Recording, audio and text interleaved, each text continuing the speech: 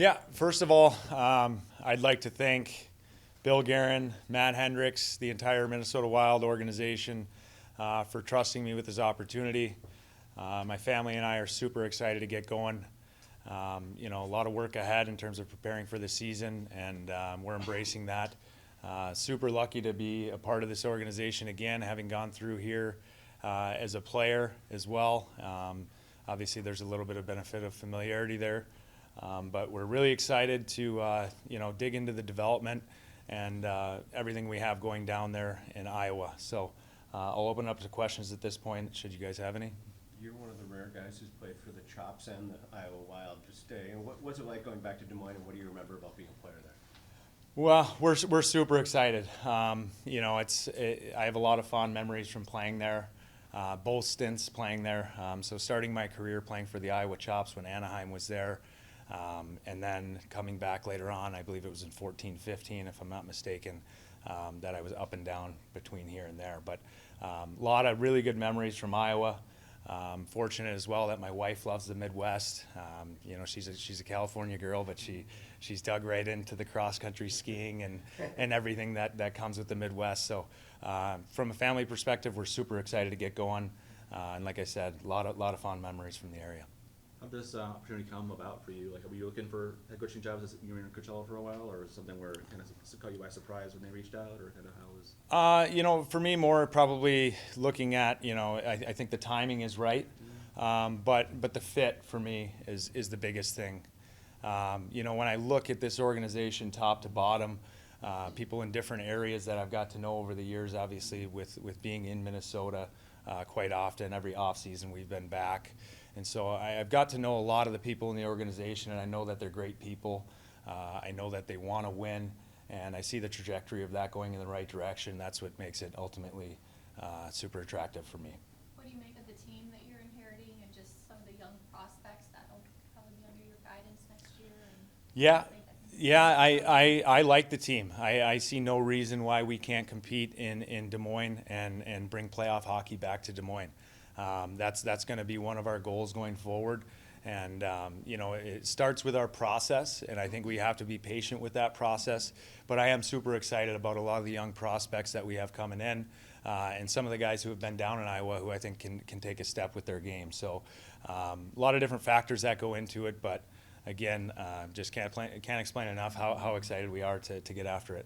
You've coached under some pretty significant names, whether Matsko, Bilesma. Who are some of the guys that are going to influence your coaching style? All the above, right? And you look at Derek Laxdal, Drew Bannister, guys I've had the pleasure of working with. I think there are things you can take from every coach, right, in your process and your workflow.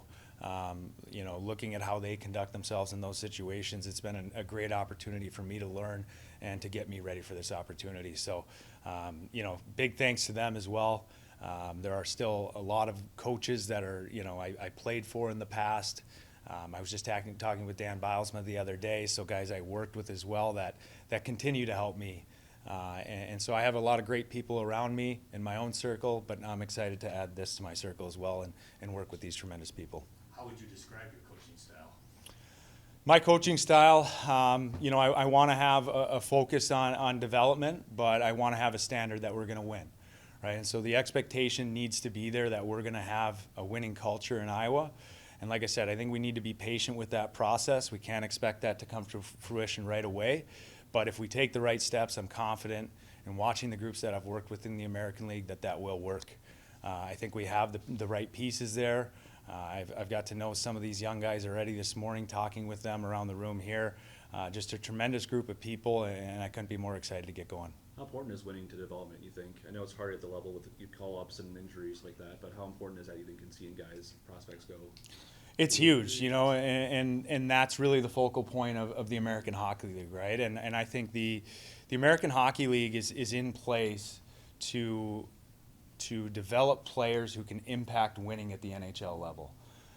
For me, I don't look at it as, let's develop their skills and then they're NHL level players and, just throw them to the wolves. I think it's about communicating with the players, helping them understand their path to get to the NHL. And then, I think the development side of it always has to come back to how are we impacting winning, right? So the reason why we are doing the development is always to impact winning. And so that's why I want to have that expectation and that culture, that standard down there that we are going to impact winning, because at the end of the day, that's what it's all about, helping the Minnesota Wild win a Stanley Cup. Did you always know in the back of your mind that coaching was something that you wanted to do even when you were on the ice? Yeah, I did. You know, it's one of those things that at the end of my playing career, I was a little beat up with just injuries and things like that. So I think it was kind of hard to see that, you know, this kind of future. But, you know, as I dove into coaching at the University of Minnesota, working with Bob Motzko, you know, I realized my passion for it pretty quickly. And then at that point, it was just, let's dive right into this. And the journey has moved us around quite a bit. So as part of this, I would also like to thank my wife for being a rock star through every step of the journey. And, you know, she's been awesome. She's been a rock for me. And that stability has really helped us through this process too. Springfield to Palm Springs to. I won't comment too much on the stops, but let's just say she's thrilled to be back in the Midwest. Did you meet in San Diego? We did. Yeah. Yeah. No place to surf in Des Moines, though, right? No surfing in Des Moines. That's okay though. That's okay though. We can stay focused on hockey. They've had like I think 3 coaches in 4 years in Iowa. Like I know this is your first pro head coaching job, but how much is it a focus of like building a program there and kind of doing something a little? Yeah, I you know, and I've been transparent through this whole process about that. I want to build a winner in Iowa. You know, it's something that I'm passionate about. I'm a competitive coach. You know, so that's like I said, that's a goal of ours. You know, I don't want to put too much undue pressure on the winning side of it. But like I said, I really trust that if we stick to our process, the wins will come. Anything else for Stu? Thank you. Thanks, everyone. All right. Appreciate it. You know,